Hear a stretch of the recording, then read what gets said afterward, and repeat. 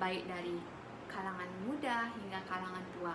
Nah, apakah kalian tahu menurunnya kesadaran pajak ini dikarenakan minimnya edukasi dan pengetahuan mengenai manfaat dan pentingnya pajak untuk negara Indonesia. Nah, gimana sih cara kita untuk meningkatkan kesadaran pajak khususnya bagi kalangan muda atau generasi milenial saat ini?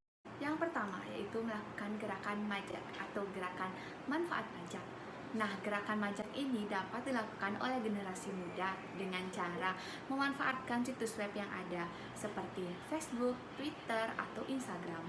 Nah, generasi muda dapat mencari tahu apa saja manfaat dan pentingnya pajak, sehingga dapat tertanam dalam dirinya mengenai kesadaran untuk membayar pajak sejak dini. Yang kedua, gerakan kompa atau komparasi pajak. Nah, gerakan kompa ini dapat dilakukan oleh generasi muda dengan mencari tahu bagaimana sih hasil pajak yang dikelola oleh negara lain. Kita ambil contoh yaitu Jepang. Nah, kita sudah tidak asing lagi dengan pendidikan dan juga teknologi di Jepang ini sangat maju dan baik sekali.